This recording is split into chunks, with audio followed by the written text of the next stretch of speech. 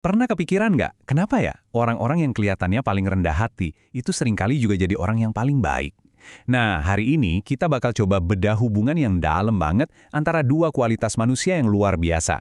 Kerendahan hati atau tawadu, dan kasih sayang yang kita kenal juga sebagai welas asih. Yuk kita cari tahu jembatan apa sih yang sebenarnya menghubungkan keduanya?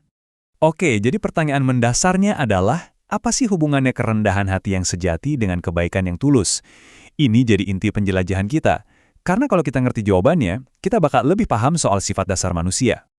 Oke, kita mulai dari konsep tawadu. Ini tuh bukan sekedar soal jadi pemalu atau pendiam ya. Tapi ini adalah sebuah prinsip. Prinsip untuk tidak merasa diri lebih hebat dari orang lain. Bayangin aja, seorang ilmuwan jenius yang tetap merasa kalau masih banyak banget hal yang dia belum tahu. Nah, kira-kira seperti itu. Terus di sisi satunya lagi, ada welas asih. Ini juga lebih dari sekedar rasa kasihan loh.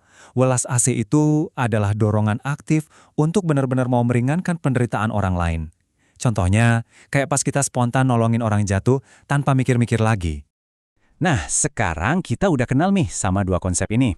Pertanyaannya, gimana caranya kedua hal ini nyambung? Gimana ceritanya kerendahan hati bisa menumbuhkan benih-benih kasih sayang? Intinya tuh gini, tawadu itu ibarat kita lagi ngebersihin kacamata dari kabut ego. Pas kita berhenti terlalu fokus sama pencapaian dan citra diri sendiri, kita jadi bisa, creng, tiba-tiba kita bisa ngelihat kebutuhan dan kesulitan orang lain dengan jauh lebih jelas. Fokusnya itu langsung pindah dari yang tadinya saya, jadi kita. Dan ini nih yang menarik banget. Kasih sayang itu seringnya bukan sesuatu yang harus kita buat-buat, tapi sesuatu yang muncul dengan sendirinya waktu penghalangnya, yaitu ego dan kepentingan pribadi kita, disingkirkan. Mirip kayak kita buka bendungan, airnya langsung ngalir deras gitu aja. Tapi, gimana sih wujudnya dalam kehidupan sehari-hari?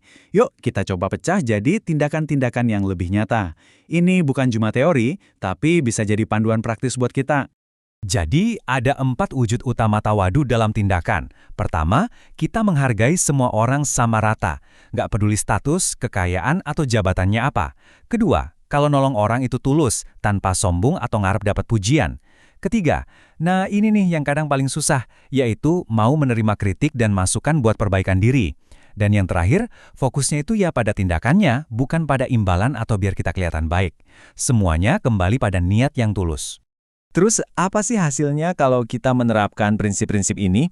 Ternyata buahnya itu manis banget. Nggak cuma buat orang lain, tapi juga buat diri kita sendiri dan lingkungan sekitar. Manfaatnya itu ada dua arah.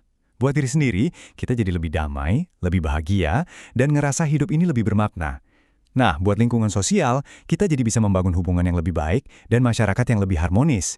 Ini jadi semacam lingkaran positif kan? Makin kita damai, makin kita bisa bawa kedamaian buat sekitar, dan sebaliknya.